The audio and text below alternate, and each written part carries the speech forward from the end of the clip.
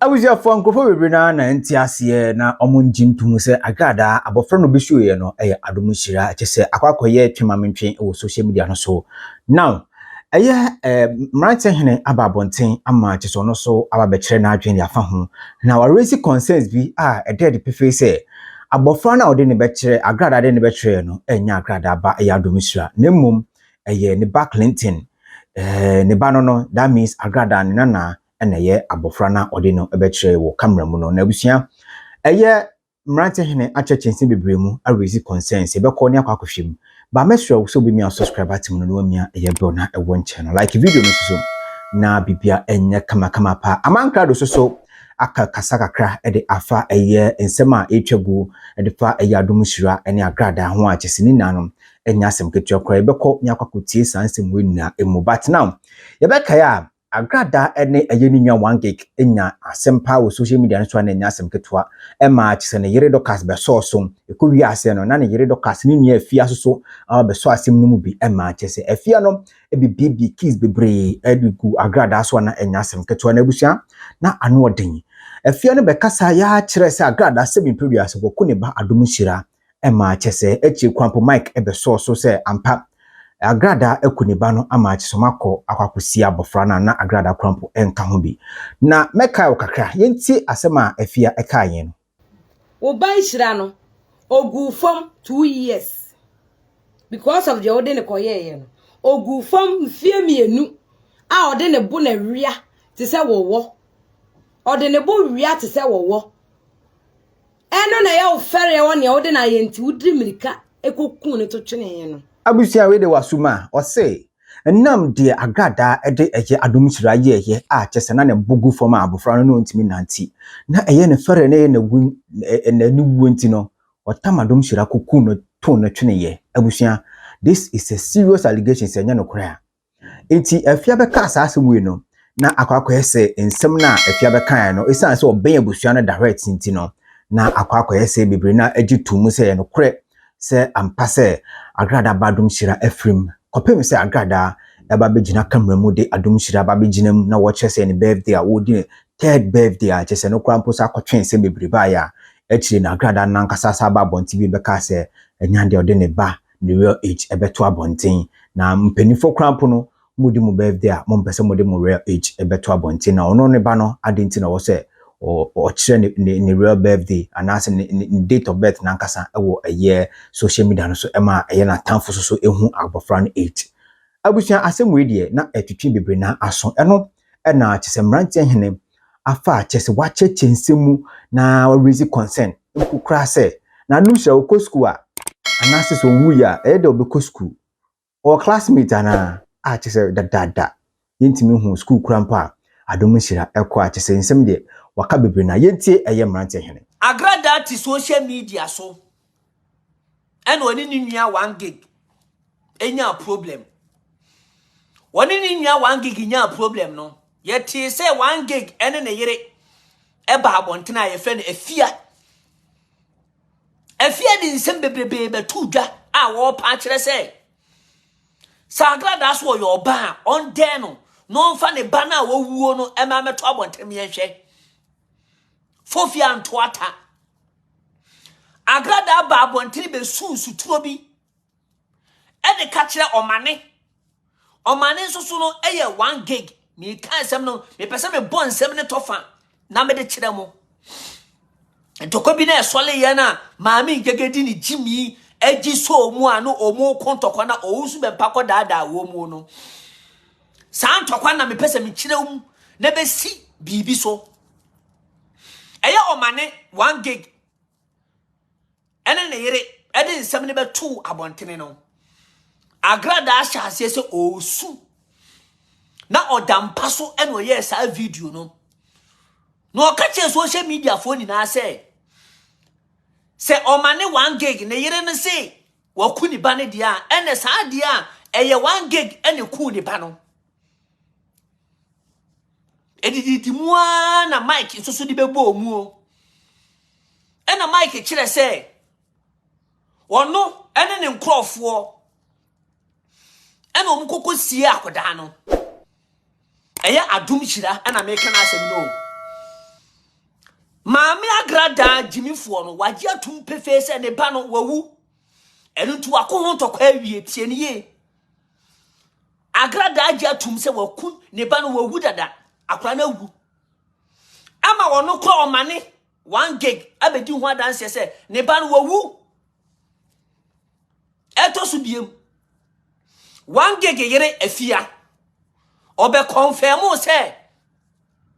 agrada abano no adane ne toy edini si ne mpane so ema agrada de ani bre osu eba abontere be kan nsem bi tuudwa eni na anu ani nansa yeti ti social media ya so ena agrada akwakofa akora bi aba tu social media no so se eya adum hira na wo hwe video no so a akoda no ne moma nani na fono eni bibia ne sene na no sitie ni na no obekasa agrada enu ntina agrada form we bi ena opeso o kire se eya adum hira ena etewo no na mumusa mo ho se agrada yemfa ne se eye no kure yemfa ne se asem na wo de kire nipa no eye no kure adenti na afia ebeka se wo ba no wakunu ana akoda ne wawuo na wodane ne toy e de asi wo mpa ne so na wo ko ntokwa eye question na me busa wo this time around me pese enipa me pie nkrofo ani so because agrada we smart o wonim se wo ba ne nwuye na wo ko ntokwa nanka mi hu ye senka akura ni nwuye no nanka wo siri o mu twe how many years na se akura no wawu a wutimi fa ne maye wo dressing pa obetompo no wo de be kire e wo social media so nanka mpese wo ba wa wo no a wo te ase akoda na de ne be che wunim de ne ba she agrada on minim se bia opeso ye na adwene se entro na opeso otwa no eno na opeso otwa ko wuo mu etu aye na adwene se de obeka bia che ne bia no onte ase onfa ho me na wo dada me ana se wo dada social media fo uwia no akohye dem no wosu na nipa me di ne ho ya pa akese eye asiama nti se woto ho a na sa agrada etwa 20 woto a wo yamu hyew woto na agrada etwa 20 wo yamu hyew woni mpefe se adum hye hu ni dawo asiama wote aware ho woni mpefe se na de maami asem ya wo ken miami nkasa minim se adum hyira wawuo nanso no maami na form a wo peso de ade bi be kire se adum hyira enti asiama woto a wo yamu hyehyew se wonim no kura pa na oba berewa etwa ntoro kire social media so se adum hyira nie na waka tutim se oba social media so aba be camouflage ama nkrofo agiedi se ne ba no te ase abra ne ba no wawuo wo asiama wonim pefe se akora ne ni wiase wona wudi abrewa no agrada wona wudi no edi ni tum ni na aka ho enti akoda ne te ase wo fie ho a akora ne na wo ho na mibusa wo tama na mu kokwawu no na mu kwakwadi afahye na wo tama akora keto ne sika ne to no na adum hyira na Jordan beche no owai che wo ye wadwe se wo deceive ye ana se wo na wo deceive wo ho tama na mu kokwawu eni di aba no sa akora no no owai mutimi gi akora no wo fie ho wunye serious o agrada wunye serious amese jimi ni edoso wa jimi ama na broso because se gi ani a me busa wo agrada akora na de be kire ye no ontimi kasa na oyemum ka kire ye eya wo ba panyi no ne ba na ana yade bi aka na ka kire ye because we yamu ma ebetimi asewo akoda na wudi ne be kire ye no eye oba bema no ne ba na because oba bema no matese yeso abodam enu ti no ne ye kan say ne yemu mani na esei yeso oba panyi no wabodam na adwene nya adwuma enu ti ne yemu mani na omu sei ono na wakofa na betu social media so awode kire ya na say hwan ba na wakofa ne di na ba no kese eya wo fese wu twa ntoro de ache social media so na nse mu tie na me ka che wo say adum hia ne classmate we enti adum hia so onko school da wo se fie na akura no se hia wo sese wakoyi na pie yemfa ne se adum hia na ode na ba no adum hia na ode na ba no na o se hen a sese no wayi na pie akura no onko school da wo akura no onko school da ne classmate for we enti akura we se fie da e na wo kodi wo baba na akura keto anachi ene ne kokoye graduation okoye ni bibia ma no na adum hia wa anya bia ma no mu kokko holidays bebrebe a mu koye ni na akura na amam da na so fa wo baba akono di wote ase no wo de ne to ka mu a mu kokko kodi holidays na adum hia no woi on se utimi twa ntoro saa na waye jimijimi sabisia eno ana yakwakotia ba atese mrante hene echima atese tamono mukokko krampa omde eye Rihanna anase friend say agada ba penino ne manketwa no penino wom no ba no yes ode ne kokko wuni bi ma atese mo de camera na ato no so na sambre no na adom sira ewohin atese ye hu no na bofano krampo se ngoko school or classmate de school be no okọ ni nanom chese eye mrante ne fine atọ so hu chese agada so betumi ababonten na ba bechichire mu de akire ganafo a ombra bechichire mu na abusua beye wanwa se amankrado so ababekasa echeche nsemu ye pa na nsem na amankrado eka no chese adom sira eyampapa se nka otiase a kagada ntwen emma santokowini na ntwem omo mbone bana buto ambepem this time na afi no babe show eye ono ankasa ne na se ne badom shira na ochim so bidi ne third birthday miwa abofra no krampo no tamono munim na ode ne metu social media no so no 2 years na sa asem ne start ye krampo se ne bana gu no ebro 3 years enti chese by this time ye pese ye humfia nkasa anka abofra no wa na e wo se nka ye 5 years amankado akansem 1 or 2 bi e de afasanse won yenko ne yenkoti ebe mfie kakra ni ne te se e konfo agrada ne ba adom hira edaya wansore akodai ewu achi akwakoye bisi basa ama konfo agrada nten ho ase ne ba adom hira awu obi e kan wo se ne ba adom hira atiase ena me no kase koda sore ya agrada de akoda bi ababeto se akoda ne adom hira nipa dodo no nso enim agrada nyina di adanse etrodo se e konfo agrada ne ba adom hira wawu dadadadadadadadada konfo agrada enyi ntumi se ne ba adom hira awu ede be ntia ede be ntina konfo agrada ntimi nsi ni pise ne ba adom hira wawu amoma kosie ne long time ago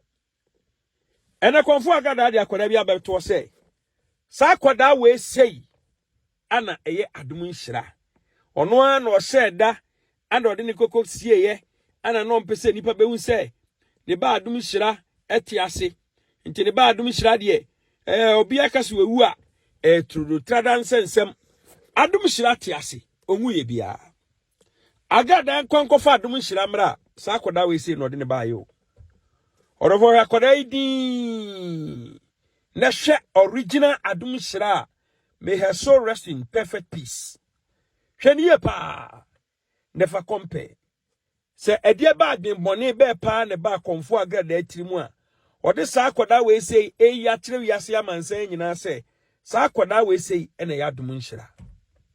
Etore na metena sidi na madwe niam bi ho a. Bibisa mo se konfo agrada nti boko pa de.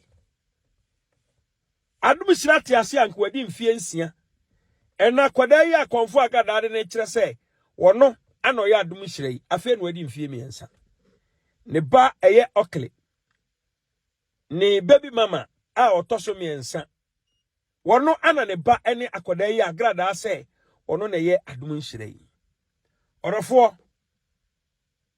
Ghana mpanifo nsori nyina onan so ne musa agrada se ne ba adom nhira na efa no koe efa no se akoda na wuo enso agrada se da koda ni wi koda ntiase ende sa akoda we si no de ne bae o se akoda we si ene ye adom nhira ye besre se human right for ensori nyina onan so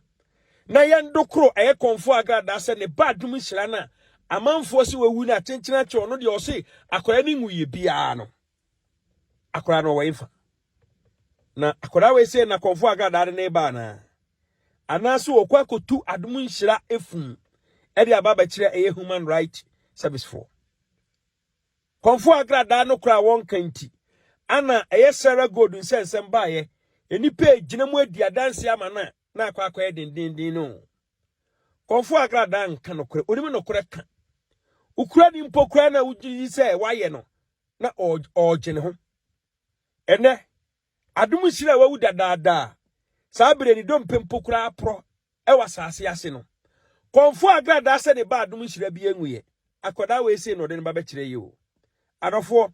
enti konfo agrada na obi nyasem na wokwa akogina mu eksa wokwa akodi adanse a obagire mienu ana abagire ba akopɛ ene oni ababa wa Sarah Gold hwensensem apiepie mu konfo agrada se menyeye Sarah so wage ana Sarah yi ati nananom ewo eye antoa oni mpanifo akwakotena ase se woni nananom mpanifo entena ase eni konfo agrada ne Sarah ntemu asem ewo antoa bontin so ene sof maame osoma brantie eye tabato ono so koye akoye nsem bibiri konfo agrada ba fe kire pa be so be kan krade ene nkodi bewu ene yeda sori ya adom nhira na wawudi dada no konfo agrada sa adom nhira nwi akoda we se no de ba be kire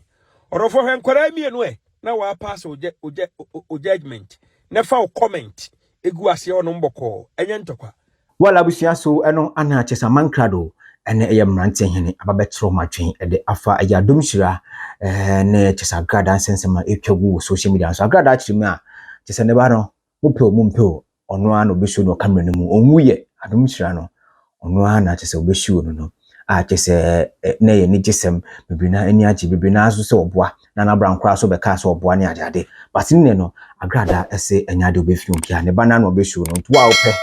na opese wo hu eye ne ba adom nhira no ono ana na eda camera no mu a chese adom nhira bia ni bia biem obia enwuye nti abusia oso betima kire wadwen e dia fan sema mrantie hene ene amankrado ebekan no aha eye inside GH ene di mi subscribe button no na emia bell na ewo nche like video no so na bibia anya kama makrab